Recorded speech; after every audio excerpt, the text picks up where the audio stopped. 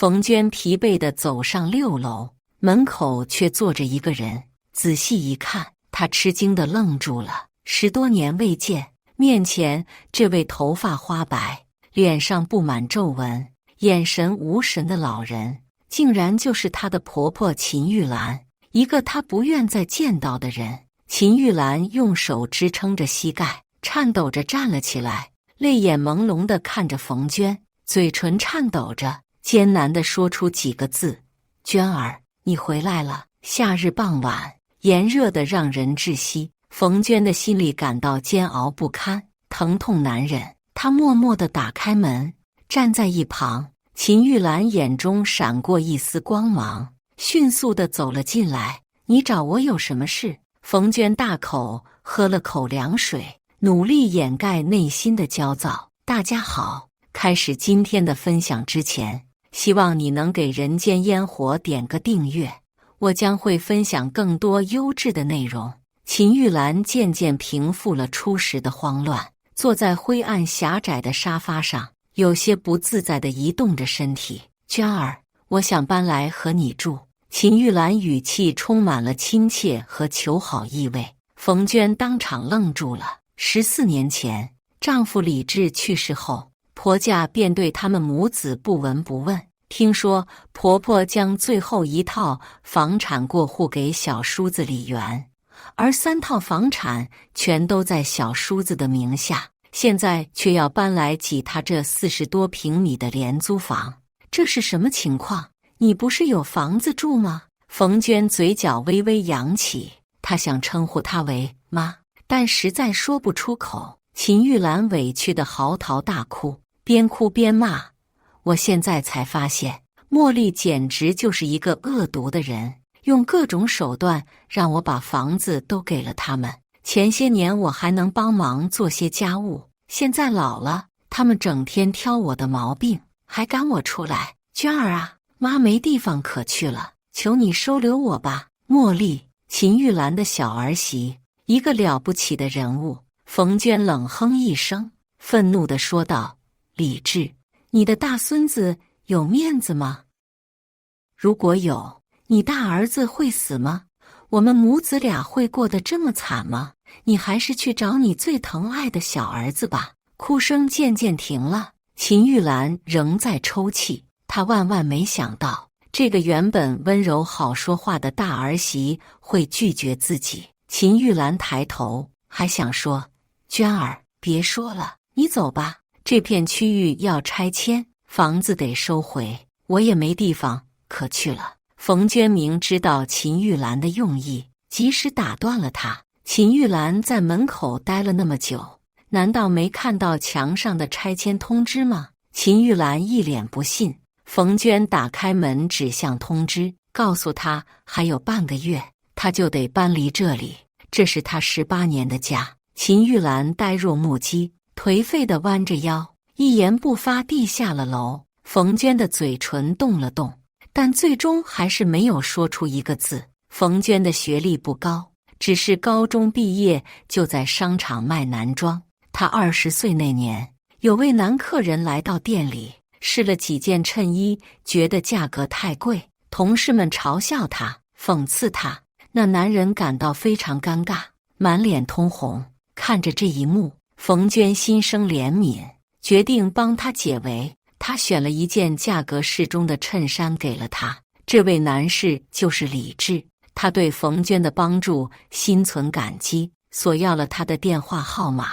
之后，两人频繁交往。李志觉得冯娟善良可靠，而冯娟也觉得李志踏实可靠。他们一起登山观日出，逛街购物，也一起品尝路边小吃，满满的都是恋爱的甜蜜。然而，李志总是不愿谈论家庭问题，每当涉及到这个话题，他总是避重就轻，或者找借口逃避。冯娟心急如焚，毕竟两人已经交往了快1年，她想去看看未来的婆家，但李志总是说没时间。终于有一天，冯娟和李志大吵了一架，她威胁说，如果他不能给个说法，他们就分手。李志感到害怕，才坦言家庭条件不好，担心冯娟会嫌弃。李治的父亲早逝，留下母亲一人抚养他和弟弟李元长大。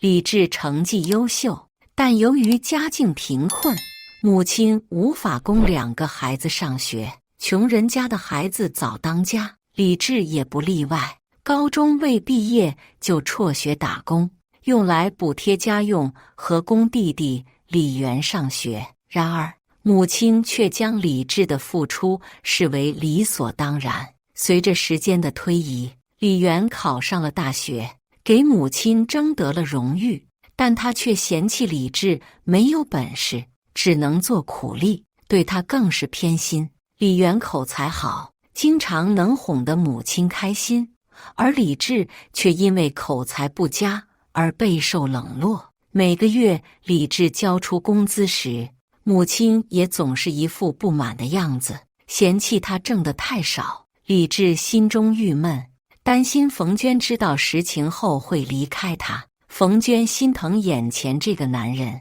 轻声说道：“没关系，以后有我陪着你。”李治的心结渐渐解开，他决定带冯娟回家，介绍给母亲认识。第一次见到秦玉兰，冯娟感到忐忑不安，她主动去厨房帮忙做饭，饭后还帮忙洗碗扫地，希望留下一个好印象。秦玉兰满脸笑容，夸赞李治眼光好，甚至说婚后让小2口和他住在一起。半年后，冯娟和李治结婚，搬到了婆家生活。另外半年，李元也顺利大学毕业，这样李治的经济压力就会减轻不少。然而，就在李元毕业前1个月，秦玉兰找冯娟谈话，表示家里面积有限，只有一个小2居，李元回来没地方住，要求冯娟2口子搬出去。此时，冯娟已经怀孕2个月，为了给小叔子腾出地方，李治领着冯娟搬进了廉租房。李治曾经抱怨婆婆偏心，但冯娟并没有深刻的感受。直到这次，她终于相信了。幸运的是，李治早已料到这一情况，提前申请了廉租房。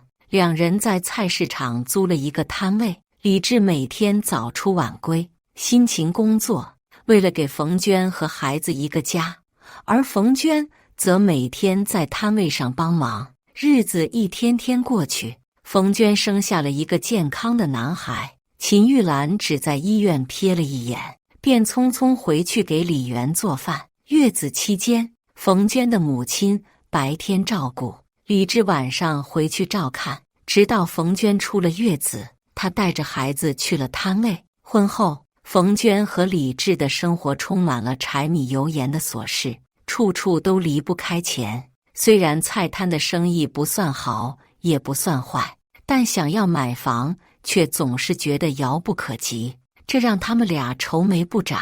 然而，就在这个时候，他们听到了一个好消息。据婆家的邻居李婶透露，在他们的菜摊上买菜的时候，他激动地告诉他们，婆家的房子将要拆迁，根据户口上的人数和房屋面积，可以分成3套2居室。李治立刻给婆婆打电话，希望能确认这个消息。是的，有这个传言，但还不太确定。婆婆含糊地回答道，对于冯娟和李治来说，这是一个值得期待的好消息。当他们儿子乐乐满1岁时，房子确实按照分配方案分了下来，一共3套。2人高兴地备上礼物，准备回家庆祝，但结果却出乎意料。尽管冯娟并不贪心，她心想婆婆应该至少会给他们1套，能住就行，哪怕是最小的那1套。然而，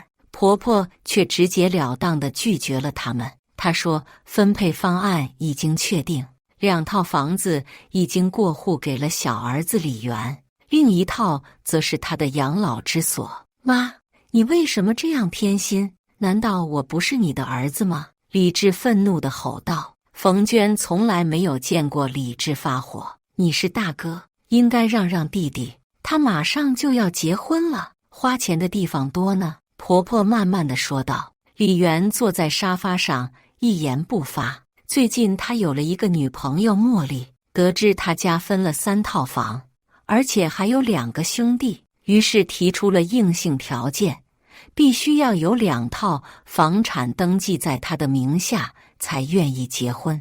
李媛回到家，跟母亲提了一下，母亲毫不犹豫地就答应了。李媛知道母亲一直偏爱他，所以对此也觉得理所当然。在利益面前，李媛早已忘记了李治为家庭所付出的一切，以及供他上学的恩情。李治瘫坐在地上，冯娟知道现在再求也是无用的，于是下定决心拉起李治，抱着儿子走了。从那以后，李治变得异常沉默，每天凌晨3点起床去菜市场，然后收摊去兼职送外卖。看到这样的李治，冯娟心疼不已。别担心，一切都会好的，我会让你们母子过上好日子的。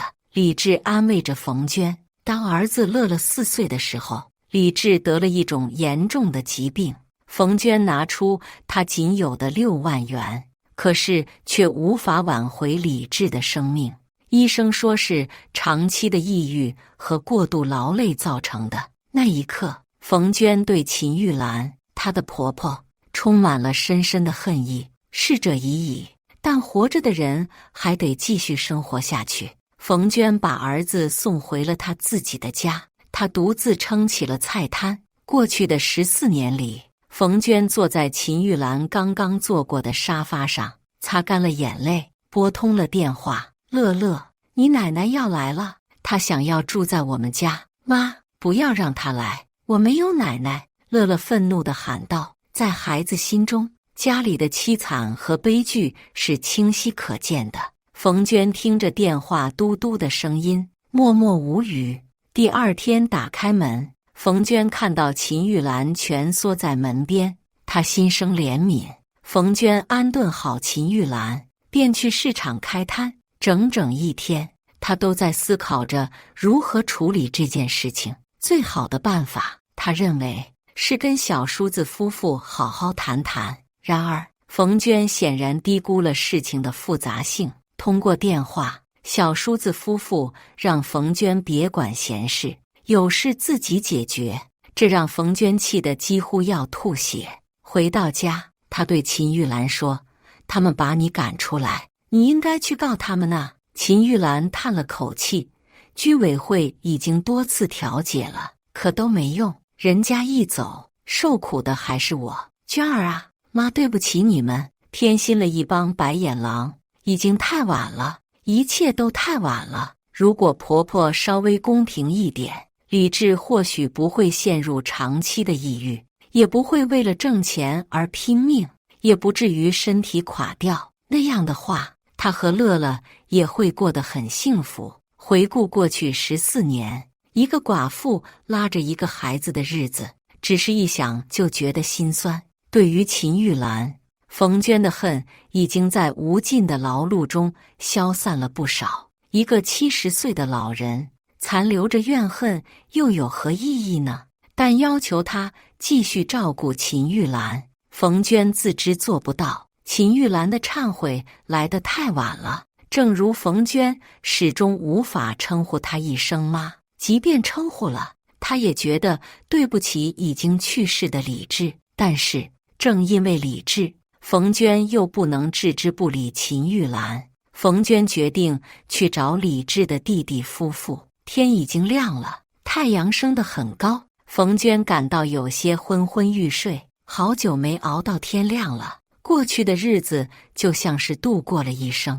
她留下秦玉兰在家，独自前往李媛家。这是一个真漂亮的小区。她叹了口气。当她敲开门时，门被茉莉打开了。茉莉穿着粉色丝绸睡袍，睡眼惺忪，嘴里不满地嘟囔着：“是谁呀？”“是我，你的大嫂。”冯娟一边进屋一边回答。她想起之前只见过茉莉3次，一次是商议婚事，一次是结婚。还有一次是茉莉女儿满月。冯娟心想，茉莉肯定早忘记她的模样了。大嫂，茉莉挑了挑眉毛，然后高声喊道：“李媛，出来，你嫂子来了。”李媛光着上身，穿着一条花中裤走了出来，打着呵欠，眼睛还睁不大。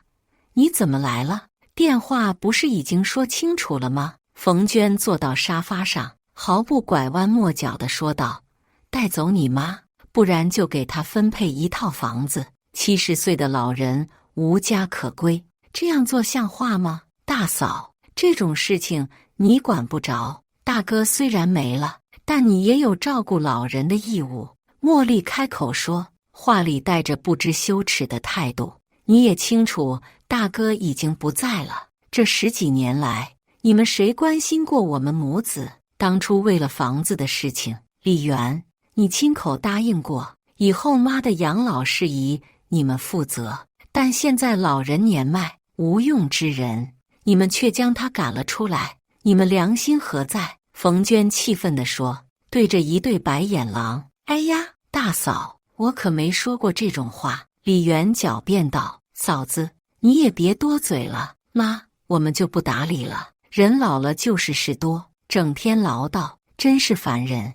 茉莉摊手说。冯娟叹了口气，站起身，深深地瞪了两人一眼，然后离开了。李媛夫妇已经下定决心，冯娟的劝说只是徒劳，她劝不了他们，但总会有人能够说服他们的，要不然还有法院可以诉诸，不是吗？冯娟时间有限，不能一直不出摊，毕竟还要筹措儿子的学费和生活费。她想到了卖鱼的李大姐，前几个月找了媒体记者，曝光了她那不孝顺、不养父母的弟弟。之后，李大姐的弟弟表现得相当收敛，毕竟人都要面子。匆忙之间，冯娟找到了李大姐，请求她提供记者的联系方式。